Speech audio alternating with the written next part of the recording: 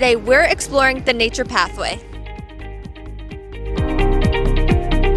Today we are here with Jesse McBee, the owner of Budget Tree Pro. Can you tell me a little bit about your business and what you guys do?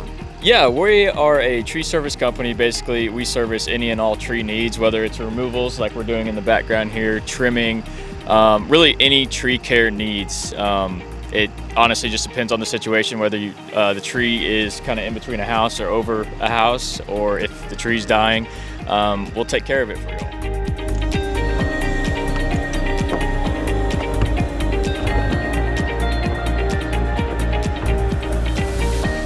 How do you begin the process of starting your own business?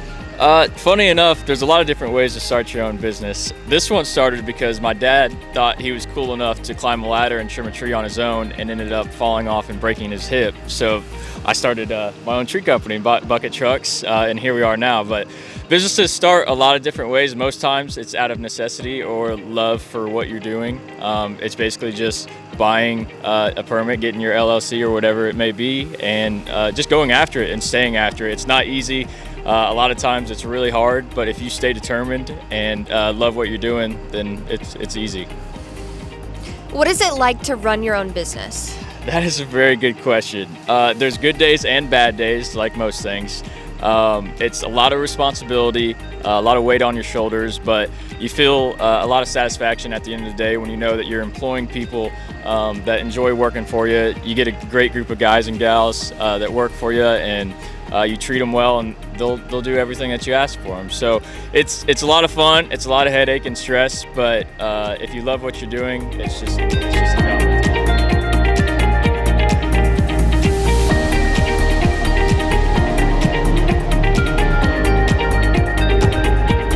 What does a day of a tree trimmer look like?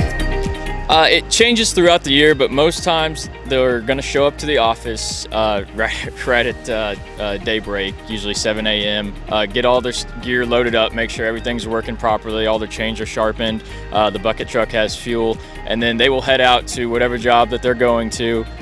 Check for safety precautions. Obviously here we have power lines, houses that we're looking out for, so all safety hazards you want to make sure that you're aware of beforehand, and then you get up in the bucket and start cutting down the tree or trimming the tree, whatever it may be, and then you just got to watch out for the guys on the ground and make sure that really safety is the number one thing when you're cutting trees. So that's our main priority, and that's the number one thing that they think about when they're out here. And once they're finished, they go to lunch and come back and do it all over again for another few hours, and finally head home to their families.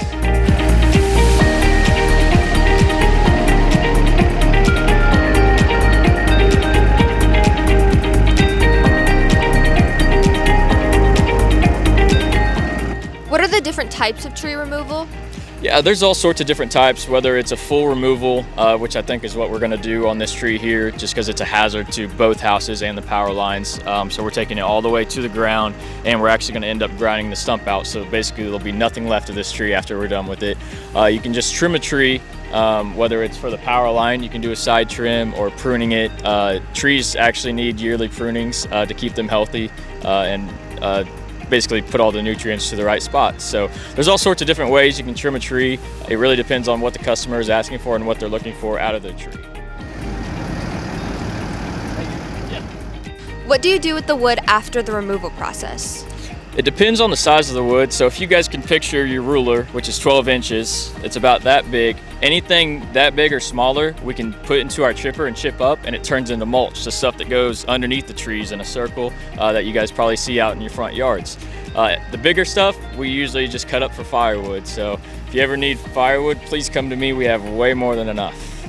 Can you show me the tools you use every day? Yeah, let's do it. Come on, guys. Now, can you tell me a little more about the tools that you use every day?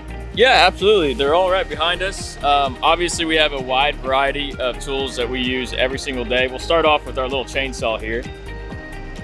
This is a top handsaw. As you can tell, it's a little different because the trigger is on top. This is great for climbers, so they only have to use one hand when cutting. Normally, you have to use two.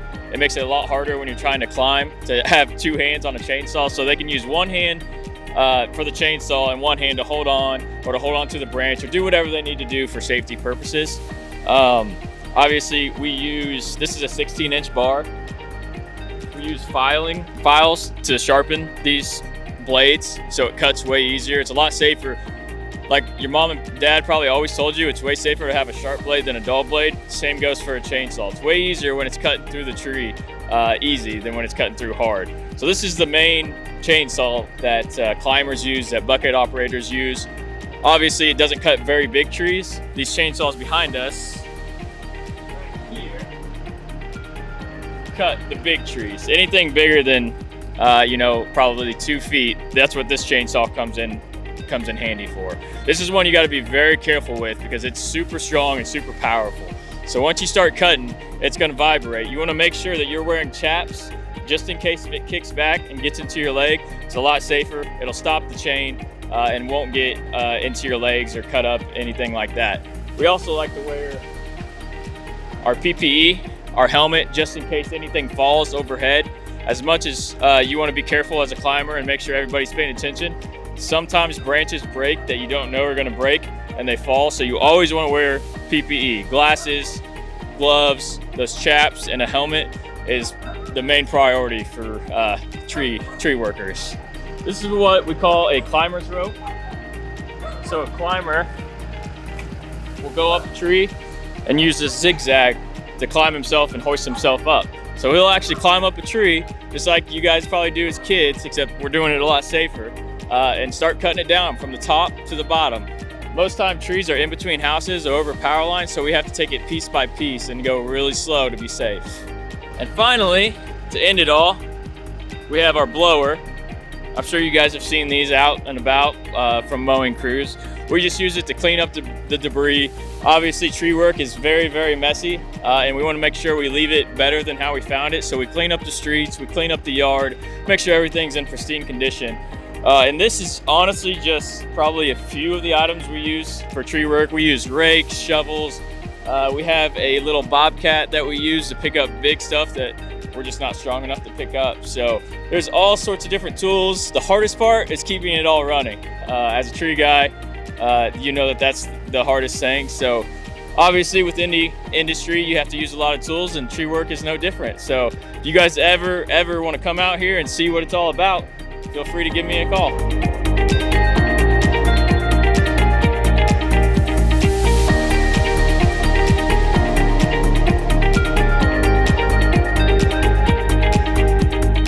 So earlier we saw all the tools that you guys use. Can you explain what this is? Yeah, so this is a Bobcat MT52. There's a lot of different names for this type of machine, a dingo, mini bobcat, all sorts of different names that you'll hear. Basically what we use it for is to help our guys out to not break their backs as much picking stuff up. So on the front of this is a grapple attachment that opens up like a claw. So if there's sticks or big piles of brush or limbs on the ground, the guys will come in on this machine, come up over top of it and grab it, and then pick it up and put it in a trailer or whatever they're using to haul the material away, just to help out their backs. Tree work is really, really hard on the body, so using machines like this helps out with that, and we don't have to have as many people out here. One guy can pick up the brush that 3 guys would be able to using a machine like this. And another benefit is that it fits through really small gates. So if we're working in a backyard, we can go in and out without tearing up the yard and use a machine to get all the material from the back to the front. So this machine saves a lot of work, a lot of sweat equity, and it's easy to haul around. So it's one of our favorite machines. I know the guys love it. I don't know where we'd be without it. Can you explain all these controls on here? Yeah. So right here is everything to do with driving the machine. This little bar right here, if you push it forward, the machine goes forward. If you pull it back, you're gonna go backwards. And this is actually the steering wheel. So once you're able to push it forward or go back, you can turn it and it'll turn on a dime. You gotta be really careful when you're standing here, because sometimes it gets a little out of hand and you start turning and about throw yourself off. So that's everything to do with the driving. This little joystick right here has everything to do with that grapple attachment I was talking about earlier. It opens it up, it'll grab the stuff, it'll turn and go up and down. That way you can lift it high enough to put it to a trailer. And this is your horsepower, so it's about to get really loud, so hang on. That's how you can go really, really fast. Or you can go slow, which is probably what I need to do because I'm inexperienced. And that is just your on-off switch right here. And your parking brake, probably the most important thing. If you get off the machine, make sure you set it. You don't want this thing rolling down a hill and running over somebody's dog or cat. So that's basically, it's a pretty simple machine. All your controls are right here in front of you. They make a lot bigger machines that we use, but we prefer this one for little houses and tight backyards, just like this one we're working on.